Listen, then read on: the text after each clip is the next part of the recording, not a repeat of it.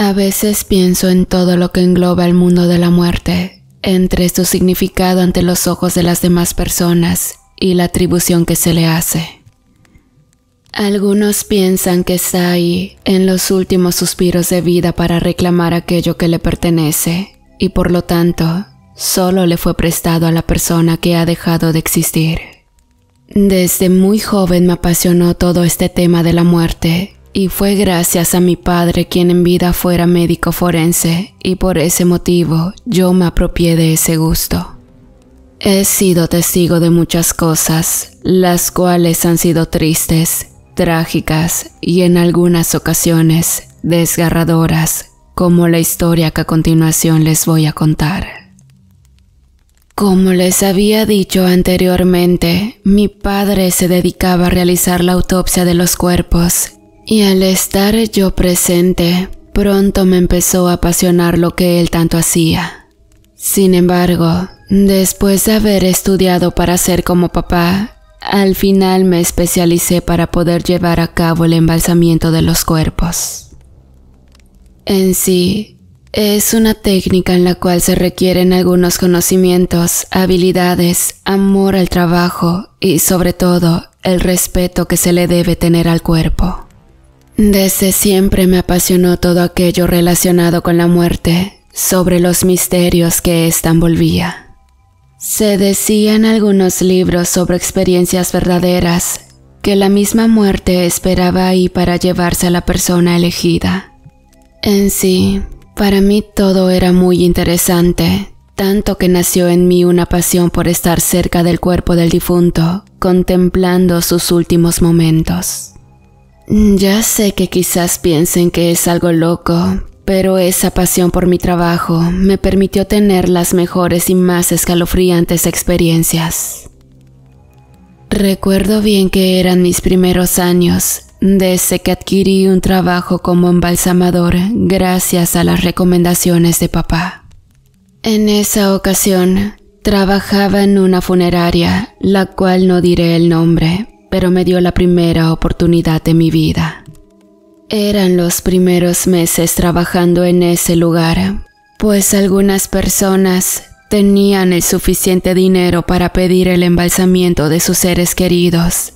Eso me permitió poder practicar aquello que tanto me apasionaba. Trabajé con cuerpos jóvenes, viejos y hasta niños, pero hubo uno en especial por el cual nació la idea de compartir esta historia con todos ustedes. Recuerdo que me encontraba trabajando como de costumbre. Había tenido mucho trabajo porque tenía 2 cuerpos para embalsamar, uno de un viejito como de 60 años y una joven muy bonita de 15 años. Los padres deseaban conservarla con su vestido, así como se veía, sin que su cuerpo entrara en descomposición. La verdad, la muchacha, al final del procedimiento, se veía como una princesita de cuento de hadas, demasiado bella. Después de ese día, llegó otro cuerpo más, pero como teníamos una lista de las personas solicitando el servicio, no lo encontramos anotado en el registro. Acaba de llegar otro, pero es diferente, me dijo el compañero que trabajaba conmigo. Primero no le di importancia a aquel comentario, pues para mí todo el cuerpo tenía el mismo valor, pero al ir donde lo habían dejado, me llevé una terrible sorpresa. Aquel cuerpo era de un bebé recién nacido, se notaba flaquito, sus manitas casi parecían huesito y en su rostro no se distinguía bien sus facciones.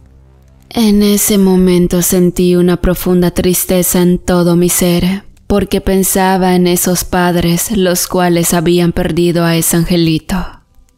Y bueno, observé el cadáver por unos segundos, pero en esos momentos algo ocurrió que las luces comenzaron a parpadear tratando de apagarse.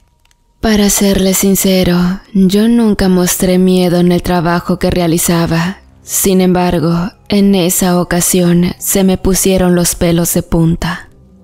Traté de tranquilizarme para no perder la cordura. yo era una persona de esas que les llaman de mente fuerte, porque nada me asustaba debido a mi interacción con la muerte.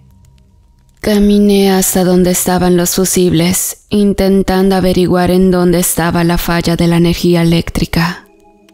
Y en esos momentos, claramente escuché el llanto de un bebé que venía del otro lado, donde se hacían las autopsias.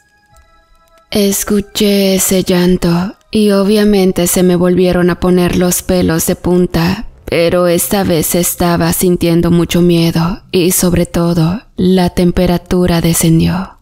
Me apresuré para checar los fusibles y todos se encontraban en perfecto estado.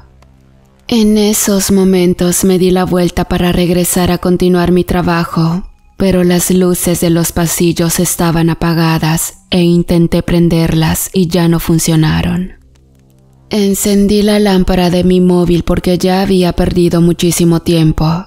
Sin embargo, sentí cómo me tocaban el hombro con un fuerte apretón y al voltear no había nadie, solo una pequeña corriente de aire.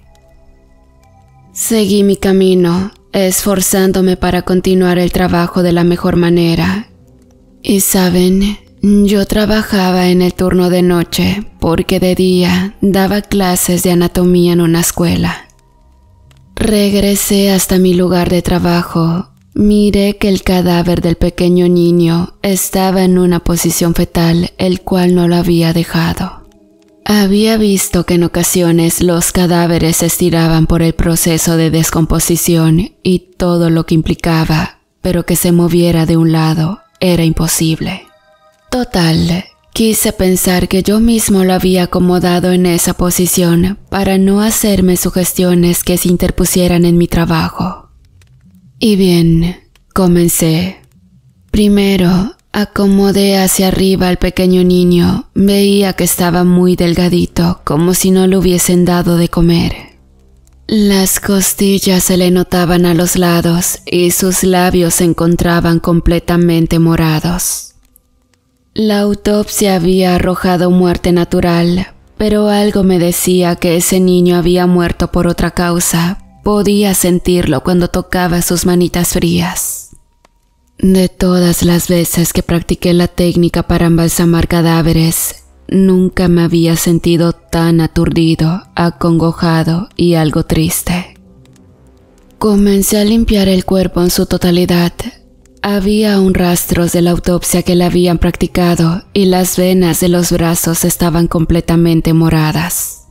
En mi trabajo, siempre acostumbraba a platicar con los cuerpos. Era una manera de no sentirme solo y al mismo tiempo disfrutaba lo que estaba haciendo. En ese momento, no supe por qué, comencé a cantar canciones de arrullos. Sentía que ese bebé debía tener sueño y cantar mientras comenzaba a preparar el cuerpo me hacía sentir bien. Canté una primera canción que recuerdo de mamá, porque ella me mimó mucho hasta que tenía como 8 años, pues era hijo único. Comencé a cantarla mientras preparaba las agujas para retirar la sangre del bebecito, pero no supe por qué me daba mucha pena tener que pincharle las venas. «No te va a doler», le decía, como un papá teniendo miedo de lastimar a su pequeño hijo. En el momento que pinché con la aguja para ir retirando la sangre, sentí como una reacción del cuerpo parecida al dolor. Seguido de eso, la aguja no entraba porque la vena estaba algo dura y morada. Intenté empujar nuevamente hasta que por fin entró. Y en ese instante comencé a retirar la sangre del niño para vaciarla en un contenedor. Retiraba la aguja y volvía a pinchar. De repente, algo ocurrió que me piqué uno de mis dedos y dejé caer la aguja. Sin querer la pisé, rompiendo el plástico y la sangre se regó por todo el piso. Cuando me acerqué a limpiar con el trapo, miré que la sangre estaba roja y algo tibia, como si fuera de una persona viva. Asustado me acerqué al bebé, pero este no tenía ningún signo vital. Entonces quise dejar mis presentimientos a un lado y limpié el suelo. Había retirado 2 agujas con esa de aproximadamente 10 milímetros, vacié en el contenedor y al tocar con mi dedo seguía tibiecita. La situación me extrañó demasiado, tanto que estaba dudando que el niño estuviera muerto. No obstante, volví a tocar el pulso y no encontré signo vital.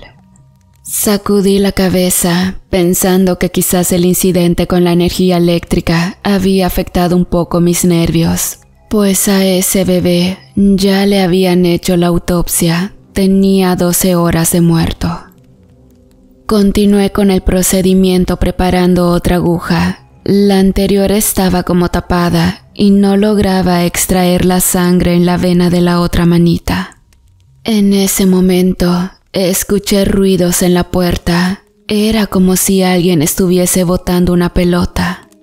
Podía oírlo claramente, aunque no había nada que ocasionara ese efecto sonoro. En la funeraria no había niños. Únicamente permanecía el guardia en la puerta y este jamás entraba hasta mi laboratorio. Abrí la puerta para saber qué estaba pasando y no había nadie. Sin embargo, la luz del pasillo aún estaba apagada. Y al ir cerrando bien, llegó una pelota rodando hasta mis pies. Recuerdo bien que era azul cielo con estrellas amarillas y tenía un nombre: Saúl.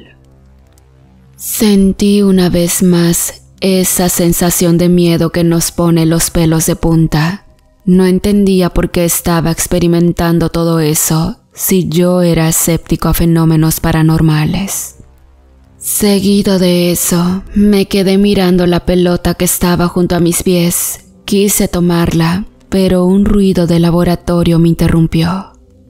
Al parecer, una vieja radio que ahí guardaba se pasó a prender de la nada, provocando ruidos estáticos muy fuertes. Caminé hasta donde estaba guardada sobre un mueble hasta arriba y al intentar alcanzarla, la dejé caer al suelo. Esta seguía sonando, el volumen subía y bajaba como si alguien la estuviese manipulando, porque incluso al tomarla la sentía muy pesada. Intenté apagarla.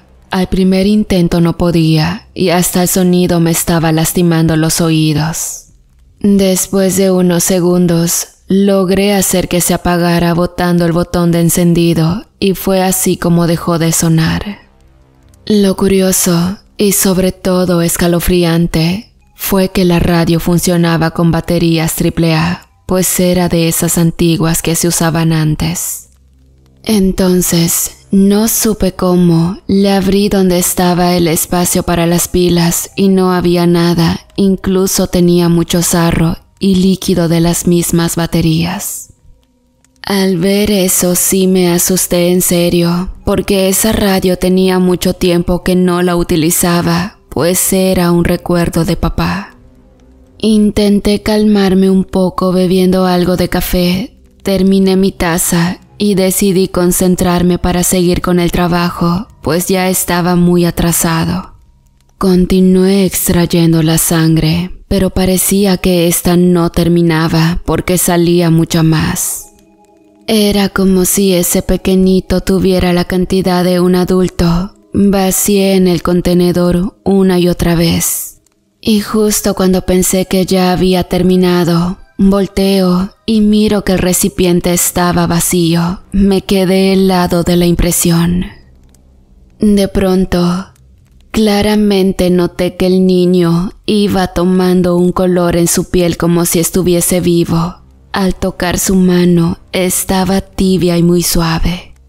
Corrí hasta donde estaba el archivo para buscar información de ese niño, pero solo había un folder con un nombre que decía Saúl.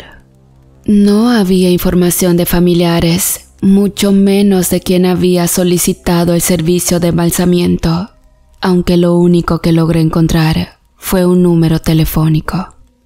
La curiosidad invadía todo mi cuerpo. Ese niño tenía algo, o producía algo que no era para nada normal.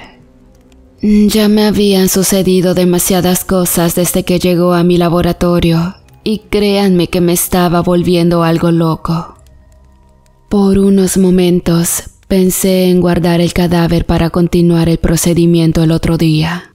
Sin embargo, no podía dejarlo a medias, ya que me indicaron que debía estar lo antes posible porque vendrían por él en la madrugada. Decidí calmar un poco mis nervios asomándome a la puerta para ver al guardia.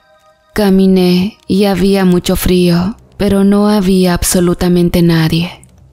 Le grité al guardia con el pretexto que me ayudara con la instalación eléctrica, pero este nunca apareció. Entonces, al ver que estaba completamente solo, decidí regresar a mi laboratorio a continuar con el trabajo. Al regresar para continuar el procedimiento, miré que el contenedor estaba en el suelo y la sangre estaba como embarrada en el piso, formando una especie de caminito. Asombrado, miré que hasta el fondo había como una huellita de un pie y casi me caigo al suelo al mirar manchados de sangre los pies del niño. Intenté salir del laboratorio, quise abrir, pero la puerta estaba atorada por dentro. No había manera de poder abrirla y el guardia de seguridad no atendía mi llamado.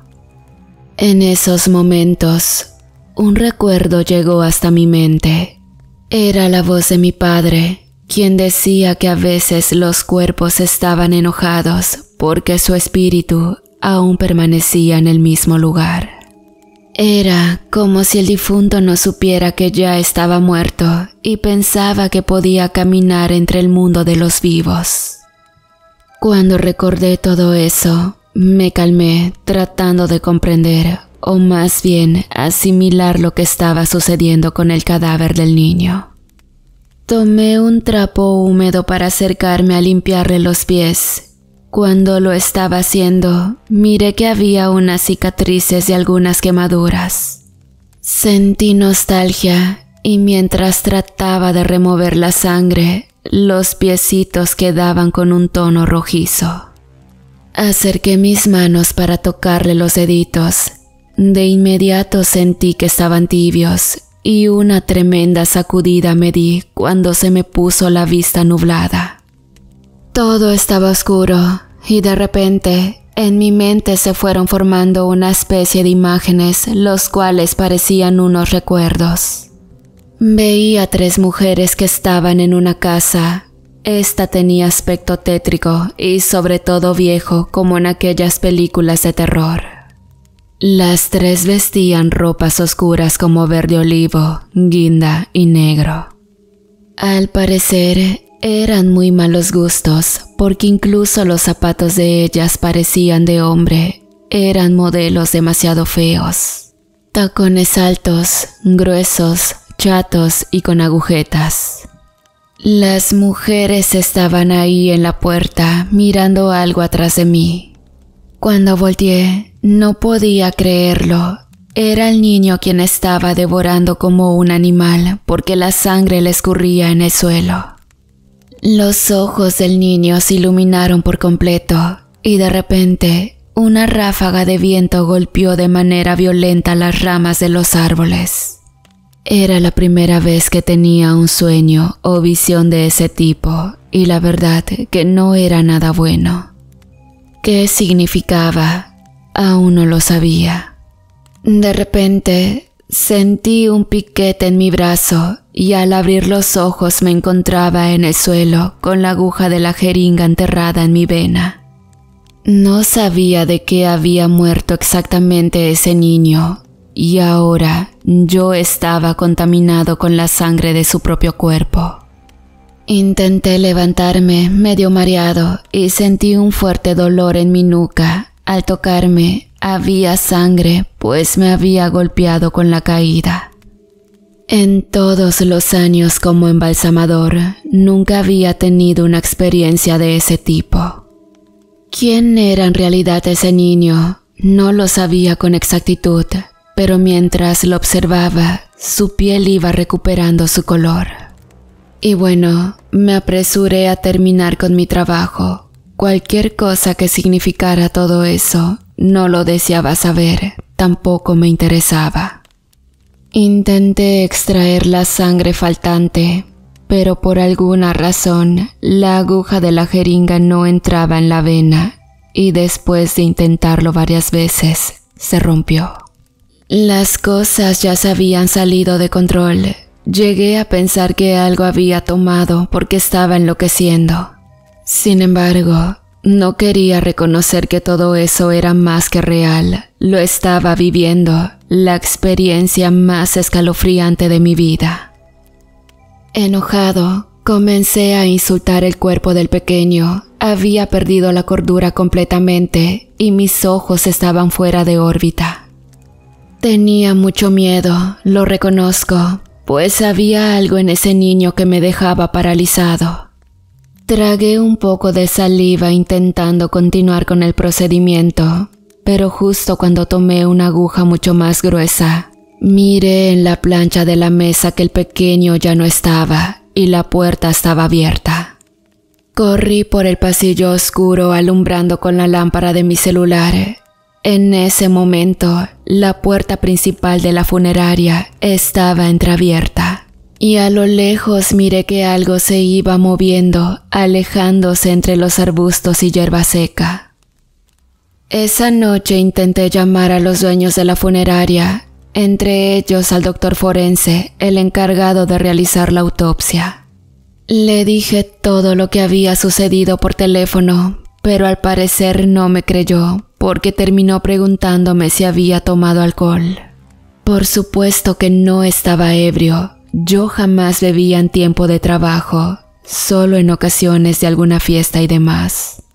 Le expliqué todo una y otra vez, porque ya no estaba el cuerpo y debía dar un buen argumento de su desaparición. Al jurar 1000 veces que el cadáver de ese niño se había movido solo para huir, esa noche el médico forense llegó 2 horas después, acompañado por el dueño de la funeraria. Los dos entraron hasta mi laboratorio para comprobar la veracidad de mis palabras.